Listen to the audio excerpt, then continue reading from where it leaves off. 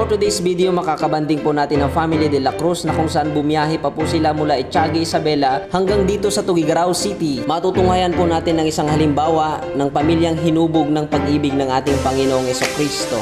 Ang aking paborito, shout out po sa isang crew ng Inasal. Habang naghihintay po tayo ng ating order, ay kita nyo naman takam na takam ang ating mga kasama. Bakit hindi ka crush ng crush mo? At sinubukan nga nating silipin kung paano nila gawin ang ating in-order. Wow, grabe, nakakatakam talaga habang pinapanood natin silang nagluluto. Ay, nadatnan nga natin itong dalawang classmate natin dito sa Inasal. Shoutout kay Che at Jedediah mula po sa Solana. Shoutout po sa isang mapagmahal na nanay, si Nanay Lister, na kung saan siya po yung nanay ni Dexter. Ngayon ko lang din po na-realize na Dexter and Lister. Baka dun po galing yung kanyang pangalan. At syempre, bago tayo tumuloy, mag-pray muna tayo. Eto na ang ating paborito. At syempre, ano pang hinihintay natin? Kainan na!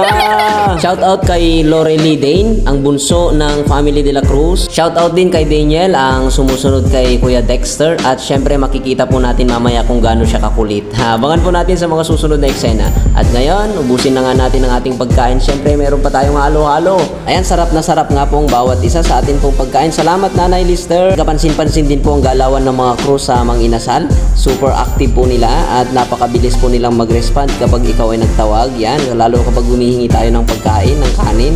Andyan ka agad. They are ready to serve us. Wow, let's eat our halo-halo. Eat ba, hindi ba drink? Bahala kayo dyan. Yan, panlaban po natin sa summer, sa sobrang init ng Tuguegarao. Yan, halo-halo na po. Kitang-kita naman, wow, ubos ang mga laman ng pinggan. Ibig sabihin, napakasarap nga po. At ngayon, kulitan time! Grabe, parang nasa bahay lang, ano? Ano yan, ah? Idol lang kita kapag. Tapos mag-map ka. Idol lang kita kuya. Pag-piliin yan po.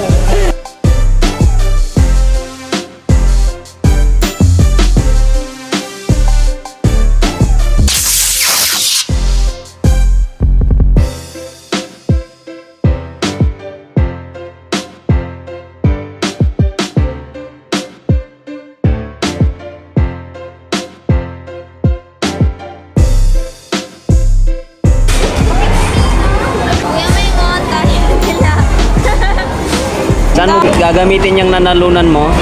Kaya dito sa Etiaga. Mga friends. Sa halagang 200, ito lang nakuha ko. Wala pang supply. Napakamalas. Oh my goodness. Napadaan nga po tayo dito sa vlog kit, kaya hanggang tingin na lang tayo. Ang totoo, takam na takam din po ako dito sa mga vlog kit na ito. Yan, balang araw magkakaroon din tayo nito. Ito pala dapat lagi kong kasama. Magkakasundo kami.